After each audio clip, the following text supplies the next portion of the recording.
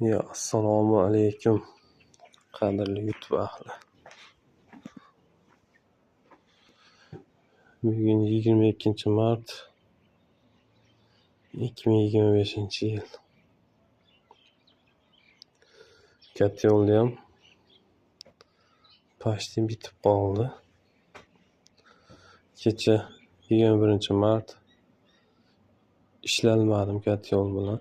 Katta yo'lda vaqtim bo'lmadi, ishga chiqib ketdim yana. Bugun ertalabda video qilib qo'yib yana ishga ketaman. Endi bozor kuniga vaqtimiz bo'lsa, yakshanba kuni Xudo xolasa bitirib boramiz. Katta yo'l почти bitti. Eshiklari qoldi.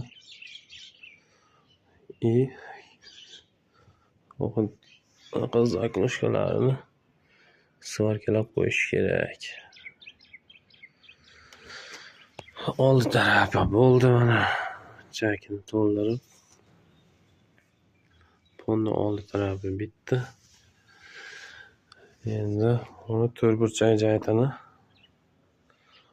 kesamiz. Nimaga bunday turibdi deb o'ylashlaring mumkin. Chunki oldin qayerdan kesishdi bunday aniq bilmaganman. Qancha masofa bo'ladi deb. Endi hozir manetdan ham bitta listda tepasiga urganimizdan keyin kelgan nuqtadan mana tugashiga bunday qilib kesamiz. Mana shunda aniq bo'ladi. Agar shunday kesib olsak, kimbaga 2,5 sm planka bor, mana shundan kesib qo'yamiz. Uni kestirib olib kelib qo'yganman hozirda tayyor. Xudo xolasa.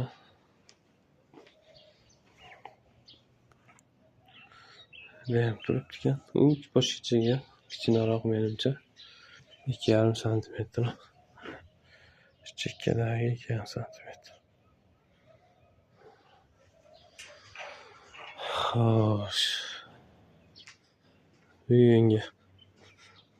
Bugungacha bo'lgan ishlar. Turbasini qo'ydim. Tutun chiqadiganini.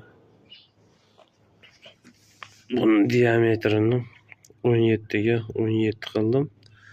Uzunasi bunaqasiga 20 sm. Orqa tarafiga ham 4 ta zagrushka qo'ydim. Zagrushka deydimi, nima deydi, tortqa. Almati 12 li almaturadan qo'ydim, begamotniki. Bu tarafiga 12 li Frut Gladkidan qo'ydim.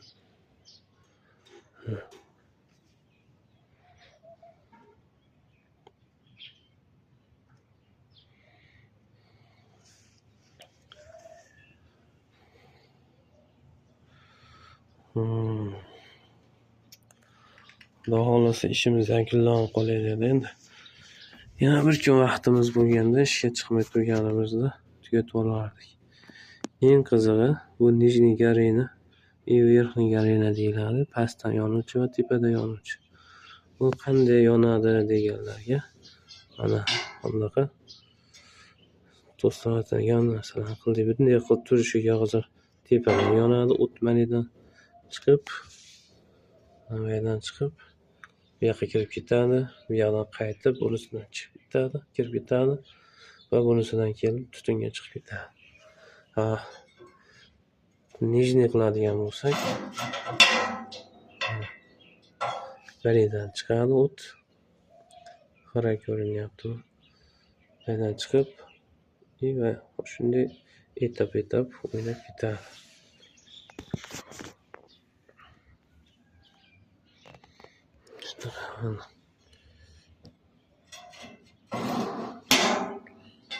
Bu yoqdan ko'rsatsak.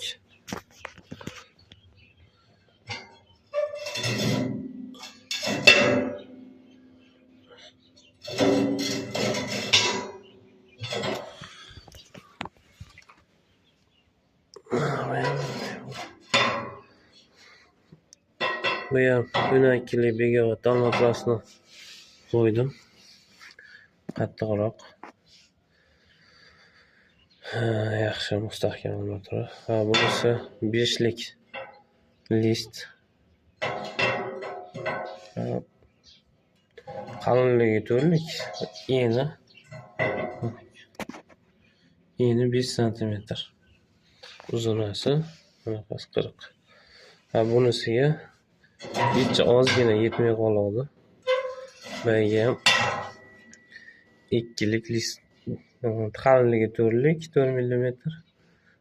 Shirinasi 2 cm listni ulab kesib qo'ydim. O'shanda kakras ko'rinyapti. Kakras to'sildi. 2 cm list qo'ydim.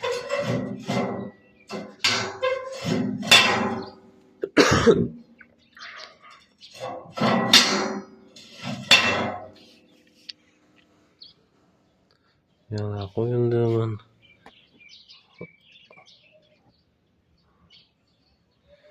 Oralari bular turibdi. Xudo xolasa 70-80% ga katyol bitdi. Bu katyol o'ylaganimdan ko'ra ancha katta bo'ldi. Men o'yladim 150 kvadratga mos katyol bo'ladi deb. Menimcha bu 250 tepa ham bemalol isitib beraveradi. 250 kvadratga mos oldi. Meni uyim kattash hisobidan solingan.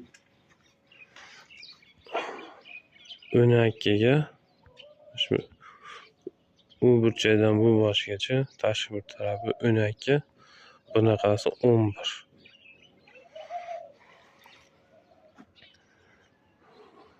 Bu montajimiz 2 ta xonaga bo'lgan, 3 ta xonaga endi qilamiz. Menimcha katyol bez nagruzka, bez nechova ishlasa kerak. Rasvosa 80-90 kvadrat ishlatamiz qishi bilan. Chunki katta mehmonxona bor. 6,5 ga 3,5 u ishlamaydi. Har postoyan yoniq turmaydi. Qolgani ishlagan taqdirda ham.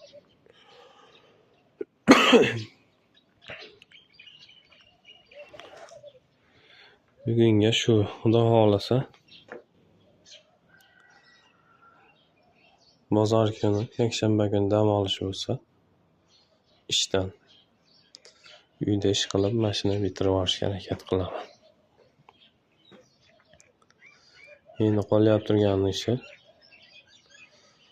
ventilyator olib kelishim kerak. Termoregulyator olib kelishim kerak. Eshiklarini yasasam, eshiklarni ham materiali tayyor. Ham bukib, kesib, olgalikada qo'l mehnatida yasaymiz.